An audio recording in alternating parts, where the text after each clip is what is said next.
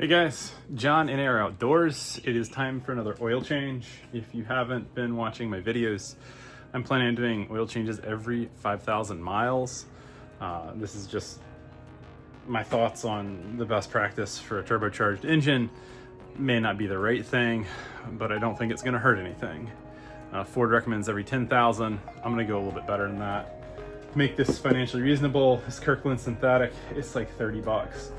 For a 12 pack when they're on sale, maybe 35.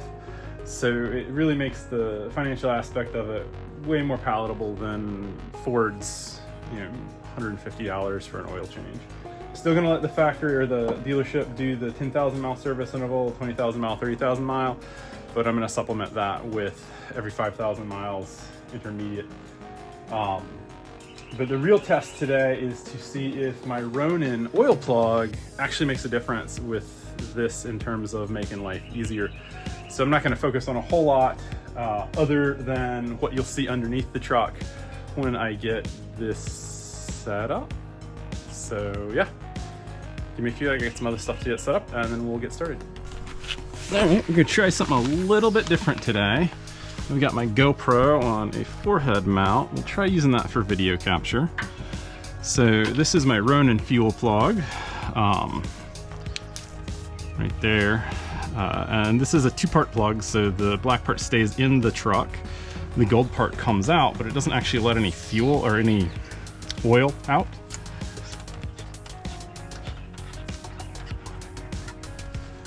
And it's got a valve in there, and that's what actually lets the oil out. So you have in the kit this little bit right here, and it activates that valve and lets the oil out. So I'm gonna have it go into that hole, and we'll collect a little bit for some Blackstone analysis, and we'll see how this goes.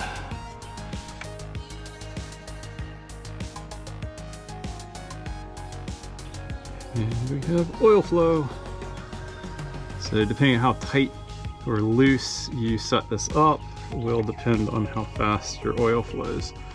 It looks like I could have used another couple inches on my tube, but that's fine.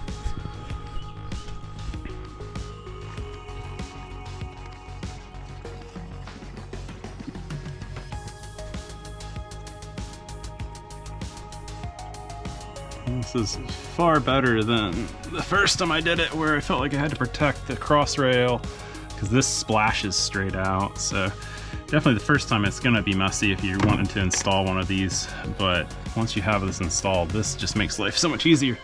So I'm gonna go up and pop the dipstick and go ahead and finish up the oil change, but you guys don't need to see that. This is what I wanted to show you. I think this is pretty sweet if you're going to be doing your own oil changes. Not sure how the dealer's going to deal with it when I send it to them, but we'll cross that bridge when we come to it. Now I keep meaning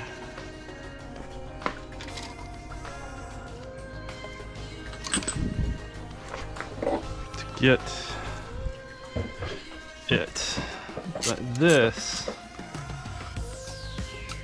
is a 27mm bolt or socket head that holds the actual fuel or oil filter in place. And I mean to get the socket for this so that I can more easily do this.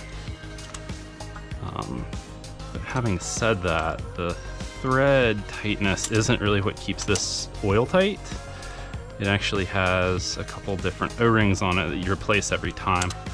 So that's really what's the more important part about it. So I'm just gonna let this sit for just a little bit, drain out more of that oil, try to keep the engine bay a little bit cleaner, and hopefully we'll be good.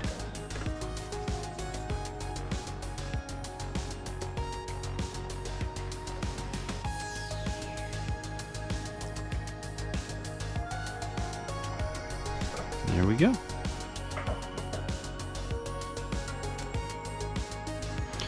So you've got that O-ring to replace and those to replace. It comes with the oil filter in this kit.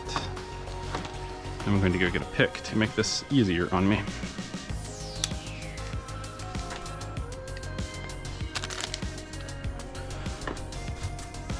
a little bit of oil on these. I'm gonna take a good look at this filter. I don't see any nastiness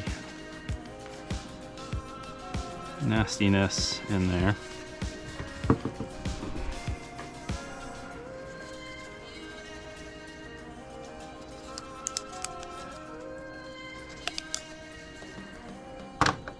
Here's one. This other one, this is the difficult one to do.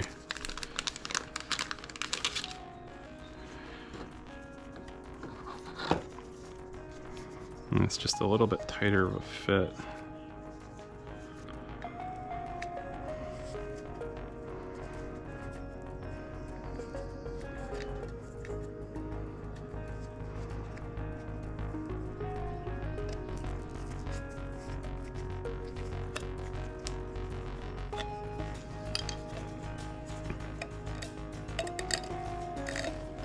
I think this is just snap fit in. It doesn't appear to be threaded, but it does spin. Now they look a little bit different than the one that you'll take out the first time. The first time has plastic caps over the end, but they just set down into your filter and push in, and they'll be sealed at the bottom by the filter itself, or the seated port in here. Let's go ahead and pop this out too.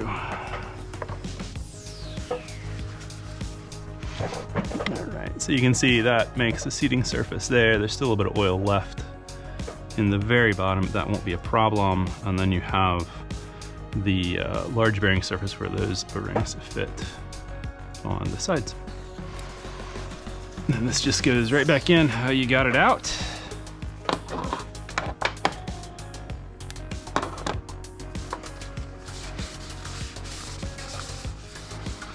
This time I managed not to get a whole lot of oil around this, which is good.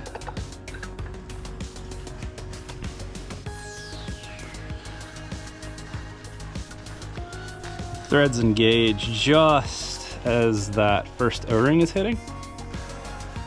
And then you don't want to force things, but it does take a little bit of effort. Got it about 3/4 of the way in. I don't feel like it's cross-threaded. So we'll get it the rest of the way in with the tool. This is a lot better than alternative fuel filter locations.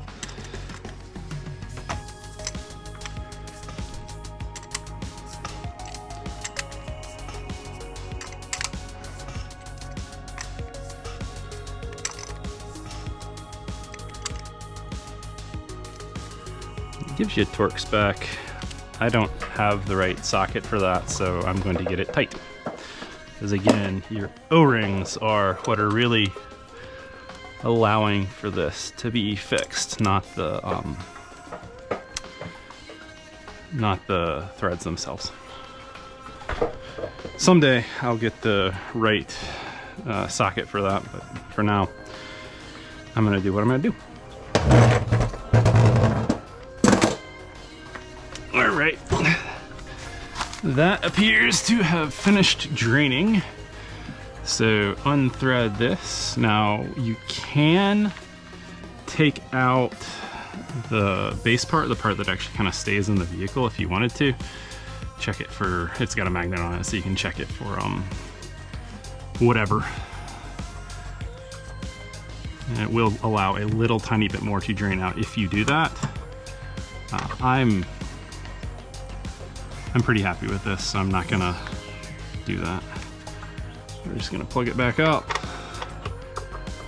and get her back on the road, especially because this is a interim oil change from the standard. All right, points down, which is what it's supposed to do. You got a little bit of a dribble here, but that's fine. I'll get it up in a few minutes when I move the truck. I'm gonna go ahead and pull this out of the way. Eventually we'll put it back in the oil jugs that I'm gonna take the oil out of. That'll go off to Blackstone.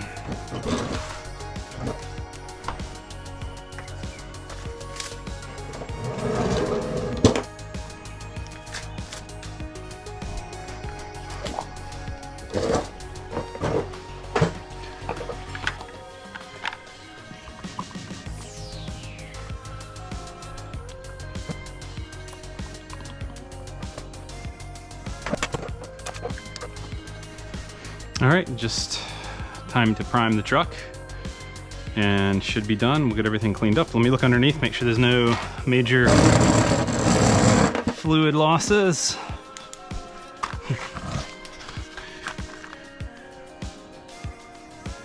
No drips, no dribbles. Let me put this back on.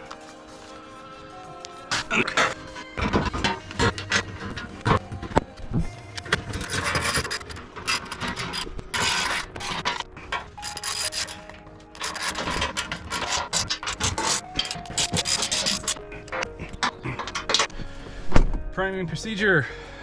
Both feet in, brake and gas to the floor.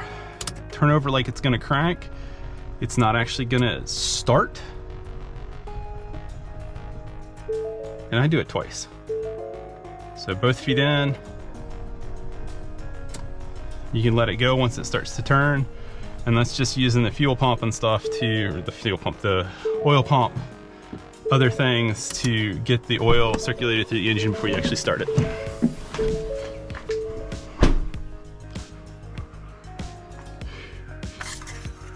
Let's check our level again.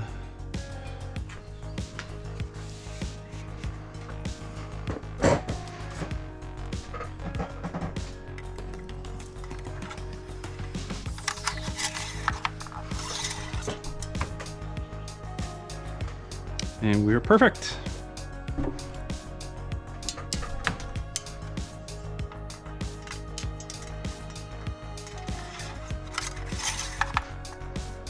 That's tight. A little bit of oil off.